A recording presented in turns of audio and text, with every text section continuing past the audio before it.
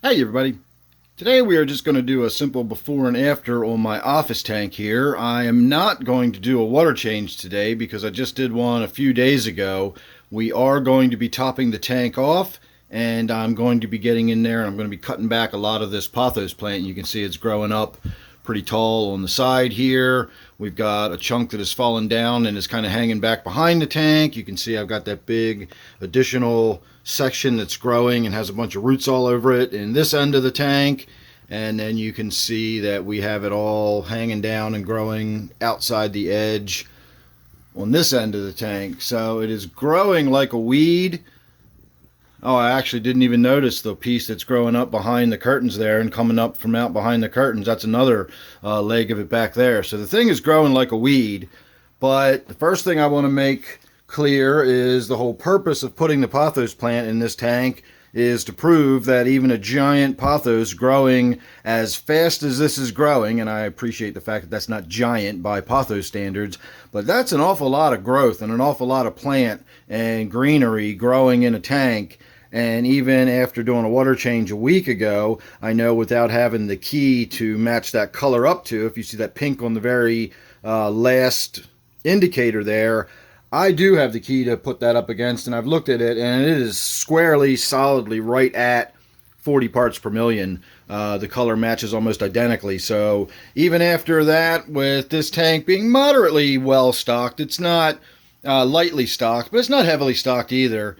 And I don't feed it very heavily, and yet we still have nitrate buildup, and I still have to do regular water changes on it, even with all of that amount of pothos plant on there. So we're going to get right to it. I'm going to cut the pothos down. We are going to have a look at what it looks like afterwards, and then we're going to talk about trimming pothos and how to do it very carefully, because you can actually have some backlash and repercussions if you trim it too much too quickly.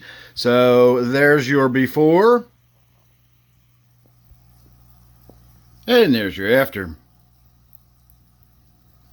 So sorry the tank's not completely cleared up yet. It's been a few minutes since I've done the actual water change. I tried to let it clear up a little bit, but the clarity of the tank is not really the point of this video.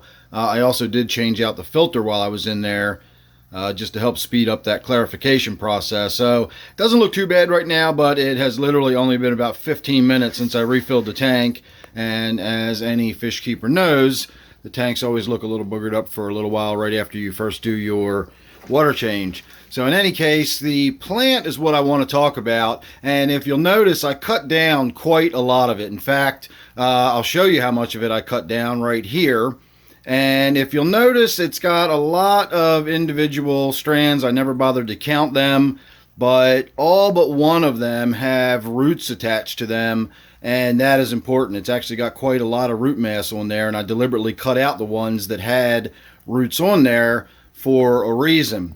So when we look at a plant like this, I can't really think of any other good analogy other than consumers and the supply chain. So if we think about each individual leaf as being a consumer of nutrients, it's consuming all the energy from that light that's shining on it, it's taking in all that carbon dioxide out of the air, it's using that to make sugars, but it also relies on its root system to supply it with water and nitrogen compounds and phosphorus and molybdenum and zinc and all that other good stuff that it gets through its root system.